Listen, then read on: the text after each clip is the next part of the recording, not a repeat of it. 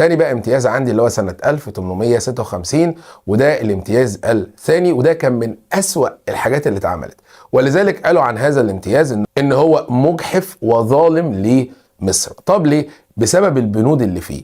قال لك بقى البنود عبارة عن إيه؟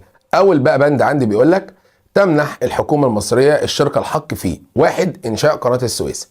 2. حفر الترعة اللي هي المياه الصالحة للملاحة النيلية اللي هيسموها بعد ذلك ترعة الإسماعيلية. رقم 3.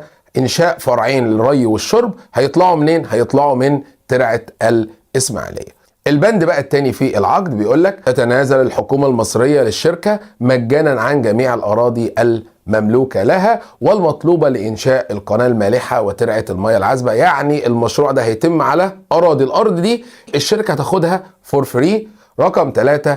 للشركة الحق في فرض ما تشاء من رسوم على السفن التي تمر في القناة المالحة أو الترعة العذبة. يعني أي سفينة تعدي على القناة أو على الترعة هتدفع رسوم. مين اللي هياخد الرسوم؟ أيوة جدع، اللي هي شركة ديليسيبس. البند بقى الرابع بيقول أن يكون 4 أخماس اللي هو 80% من العمال مصريين. العمال اللي هيشتغلوا في حفر القناة وإنشاء الترع والكلام ده كله مصريين، برغم إن الشركة المفروض هي اللي واخدة الفلوس عشان تعمل المشروع. طب أنا جاي بعمل إيه بقى هنا؟ يعني أنا كمصر مش هستفاد الاستفادة الكاملة، برغم من ذلك 80% من العمال مصريين. خامس بند قال لك مصر تحصل على 15% من صافي الأرباح مقابل الأراضي والامتيازات الممنوحة الشركة، يعني صافي الربح في الآخر 15%، طبعا المتبقي للشركة.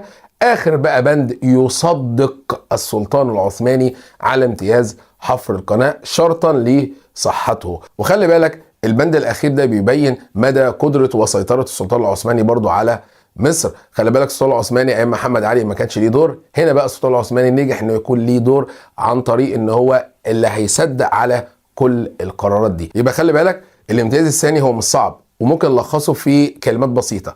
اول حاجه ان احنا نعمل القناه، بعد كده نعمل الترع، والترع دي نطلع منها فرعين، فرع للري والتاني للشرب. رقم 3 ان الاراضي اللي هيتعمل عليها المشروع هتبقى ملك للشركه. رقم 4 العمال اللي هيشتغلوا هيكونوا 80% مصريين، مصر هتاخد 15% ارباح. اي سفينه هتعدي سواء ترعه سواء قناه تدفع الرسوم بتاعتها لمين؟ للشركه.